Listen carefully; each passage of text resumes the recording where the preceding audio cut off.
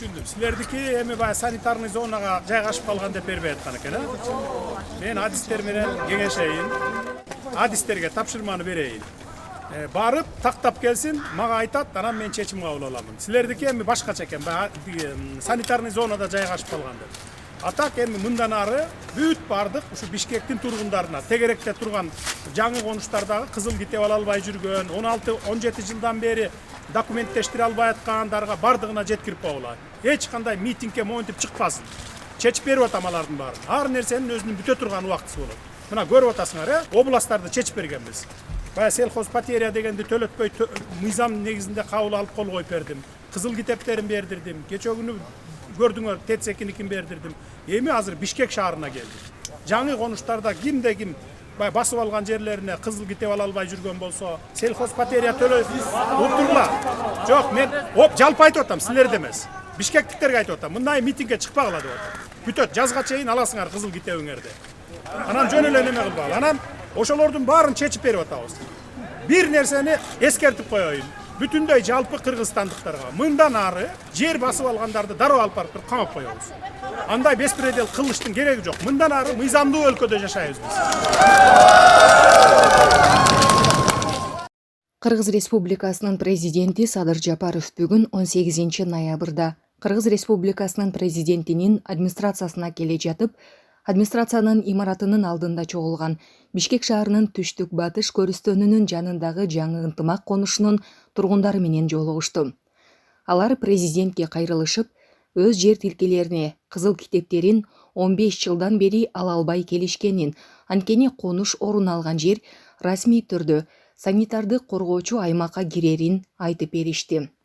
Алардын айтымында алталган конушта 1300 үй орун алып, жалпысынан 5-10 миң киши жашап, алардын бардыгы каттоосу жоктугунан улам башка жарандар менен катар мамлекеттик кызматтарды ала албай келишет.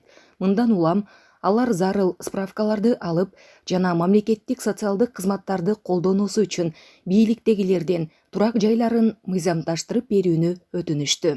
Митингдин катышуучулары алардын турак жайлары санитарды коргоочу аймакта орун алганына карабай, ушул убакка чейин ал жакта жашап жана саламаттыгына терс таасирин тийгизгенин сезишпегенин белгилешти. Буга байланыштуу жаңы ынтымак конушунун тургундары бийликтегилерден документтерди каттап берүү маселесин болушунча тез чечип берүүнү өтүнүшөт. Мамлекет башчысы алардын кайрылуусун угуп, анын тапшырмасы менен тийиштүү адистер жерине барып, маселени изилдеп жана кырдаал боюнча маалымат беришерин белгиледи. Маселе изилденген соң тийиштүү чечим кабыл алынат. Аны менен бирге Садыр Жапаров калктын көпчүлүгүнүн турак жай жана тилкелерин мыйзамдаштырууга байланыштуу маселелерин болушунча тез чечүүгө бардык зарыл аракеттер көрүлүп жатканын белгиледи. Анын айтымында облустарда көйгөй этап-этабы менен чечилүүдө, жакында эле Борбор жанындагы ТЭЦ-2 жерлерин трансформациялоо жана тургундарга кызыл китептин берүү тапшырмасы берилди. Бул маселелердин баарын чечүүгө убакыт керек. Мындан сырткары, мамлекет башчысы дагы бир жолу митингдер бул сыяктуу маселелерди чечүүнү тездетүүгө же толук чечүүгө жардам бербей турганына чогулгандардын көңүлүн буруп жана жерлерди басып алуу темасына токтолду. Баарына айтып коеюн.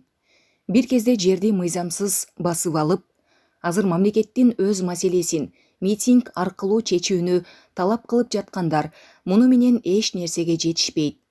Митингдер кырдаалды турукташтырууга же жакшыртууга жардам бербейт. Муну баары түшүнүшү керек. Мындан ары жерлерди өз билемдик менен басып алган мурдагыдай башаламандык болбойт. Мыйзам бузган адамдарга тиешелүү чаралар көрүлөт. Биз мыйзамдуулук жолу менен баратабыз жана мындан ары мыйзамдуу өлкөдө жашайбыз деп белгиледи президент Садыр Жапаров.